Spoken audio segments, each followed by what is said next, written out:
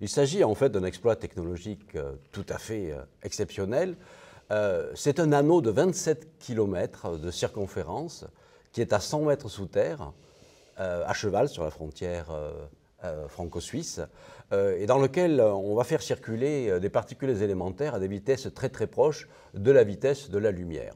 Typiquement, un faisceau de particules va faire 11 000 tours par seconde pendant à peu près 10 heures, ce qui fait que donc ces particules vont parcourir l'équivalent d'une distance d'environ 10 milliards de kilomètres. C'est en quelque sorte un aller-retour sur Neptune. Et puis donc les faisceaux circulant dans des sens opposés rentrent en collision et pendant une fraction de seconde, à la fois on casse les particules en des particules plus petites d'une certaine façon et on crée des énergies et des températures incroyables de l'ordre, par exemple, 1 million de milliards de degrés s'il fallait donc convertir avec des températures ordinaires. Alors pourquoi réaliser ces expériences?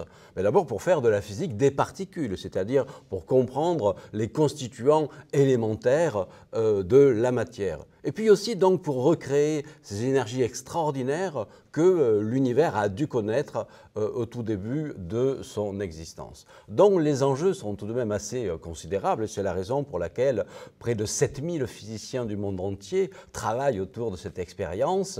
Les données réalisées lors de ces collisions occuperont à peu près l'équivalent de 100 000 DVD chaque année, donc c'est vraiment une collecte de données prodigieuse et il va falloir trier, analyser tout ça.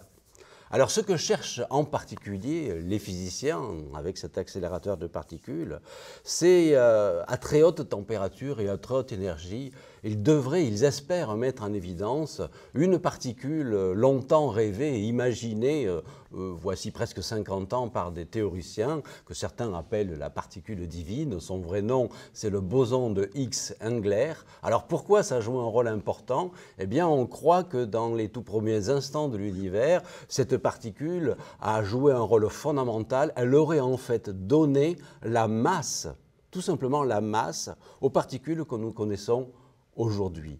Donc, la découverte effective de cette particule prédite par des modèles et des théories permettrait effectivement de mieux consolider nos connaissances qui sont encore effectivement assez fragiles sur ces très hautes énergies et cet univers primordial. Alors les physiciens espèrent eux-mêmes aller plus loin. S'ils arrivent à reproduire des énergies encore plus élevées, ils pourraient mettre encore en évidence d'autres particules encore plus étonnantes que le boson de Higgs, que l'on appelle des particules supersymétriques. Et là, ça leur permettrait de commencer à vérifier des théories encore plus spéculatives qui pourrait expliquer en fait plus profondément le lien entre la relativité générale d'Einstein et la physique quantique.